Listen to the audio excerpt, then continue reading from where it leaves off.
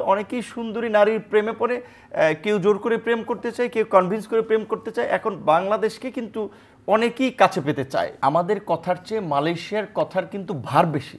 প্রতিবেশী রাষ্ট্র হিসেবে ভারতের আচরণ সরকারের প্রতি, আলটিমেটলি সরকার না, এটা তো রাষ্ট্রের প্রতি খুব তাদের বন্ধু সুলভ মনে হচ্ছে না। বিশেষ করে বিভিন্ন পলিসিতে দেখবেন এই সরকার ক্ষমতা নেওয়ার পর ইন্ডিয়ান মিডিয়াগুলো প্রচার করেছে যে বাংলাদেশে মৌলবাদীরা ক্ষমতা দখল করেছে, উগ্রবাদীরা আপনার শেখ হাসিনাকে হটিয়ে দিয়েছে এবং উগ্রবাদী মৌলবাদীদের নেতা ডক্টর ইউনুস, এইরকম ভারতের অনেক মেইন স্ট্রিম মিডিয়া থেকে শুরু করে প্রচার করেছে এবং জঙ্গিবাদের উত্থান হচ্ছে।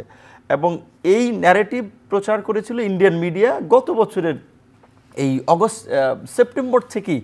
হিন্দুদের উপরে এখানে ব্যাপক নির্যাতন হচ্ছে, হিন্দুদের বাড়িঘর দখল করা হচ্ছে, খুন করা হচ্ছে, ধর্ষণ করা হচ্ছে, এখানে মাইনরিটি ইনসিকিউর, এগুলো ওয়ার্ল্ডের অ্যাটেনশন ড্র করার চেষ্টা করেছে। তার সাথে একটা লিঙ্ক দেখেন, আমি খুব উদ্বিগ্ন, জানি না এটার পরবর্তী ফলো আপ কী বা আসলে এটা কী হয়। মালয়েশিয়াতে আপনারা লক্ষ্য করছেন যে ৩২ বাংলাদেশিকে জঙ্গিবাদের ৩৬ বাংলাদেশিকে জঙ্গিবাদের কার্যক্রমে ফাইন্যান্স কিংবা এর সাথে থাকার অভিযোগে গ্রেপ্তার করেছে। দেখেন ইন্ডিয়া যে এই ন্যারেটিভটা আপনার গত বছর শুরু করেছিল, এখন আমরা মালয়েশিয়া আমাদের একটা বন্ধুপ্রতিম রাষ্ট্র, আমরা জানি না আসলে ঘটনাটা কি হতে পারে, তারা জঙ্গিবাদের সাথে আসলেই জড়িত হতে পারে, কিন্তু শঙ্কাটা আমাদেরকে তৈরি করছে ওই কারণে যে ইউনুস সরকারকে মৌলবাদীদের উগ্রবাদীদের সরকার বলে ন্যারেটিভ একটা আমরা গত বছর থেকে ইন্ডিয়ান মেইনস্ট্রিম মিডিয়া থিঙ্ক ট্যাঙ্কগুলো থেকে যে বয়ান শুনে আসছি, এখন সেটা দেখতেছি, এখন জানি এটা সত্য কিনা। তো এটা নিয়ে আমাদের খতিয়ে দেখতে হবে। আমাদের খবরের যারা উদ্ধৃত করেছেন মালয়েশিয়ার আইজিপি এবং স্বরাষ্ট্র মন্ত্রী, আমরা ৩-৪ দিন আগে যে খবর, এই কারণে বলছি যে আজকে যে সেমিনারটা, আজ অবশ্য আমাদের স্বরাষ্ট্র উপদেষ্টা বলেছেন বাংলাদেশে জঙ্গিবাদ নেই এবং জঙ্গিবাদ বিষয়ে যে কথা মালয়েশিয়া বলেছে এগুলো ভিত্তিহীন।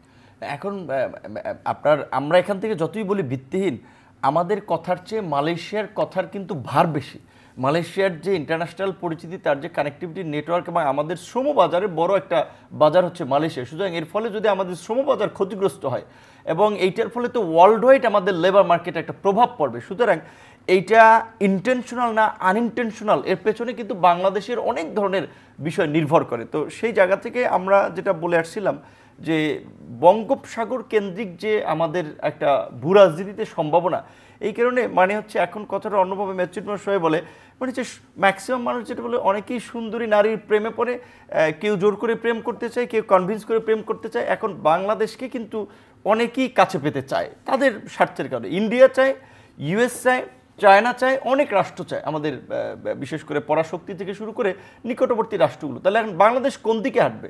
বাংলাদেশের অতীতের যে রাষ্ট্রীয় পলিসিগুলো আমরা দেখেছি, বাংলাদেশ কোনো একটা দেশের দিকে ঝুঁকে পড়েছে, বিশেষ করে ভারত নির্ভর। তো এখন আমরা এই আজকের যে আলোচনা, অধিকাংশ বক্তা এই বক্তব্যটা উঠে আসছে যে আমরা যদি অভ্যন্তরীণভাবে আমরা বিতর্ক মুক্ত 2 থেকে 3টা নির্বাচন করতে পারি এবং আমাদের অভ্যন্তরীণ গণতন্ত্রকে শক্তিশালী করতে পারি, আমরা জুডিশিয়ারি, আমাদের প্রশাসন, আমাদের প্রেস, এরকম কিছু প্রতিষ্ঠানকে শক্তিশালী করতে পারি, তাহলে আমাদের দেশে যে জাতীয় ঐক্যের ধারণাটা আমাদের নিরাপত্তার প্রশ্নে, সেটা আরও এগিয়ে নেওয়া যাবে, সুসংহত করা যাবে। তো এই জন্য আমরা বলছি যে এই সময় এটা খুবই গুরুত্বপূর্ণ একটা আলোচনা ছিল।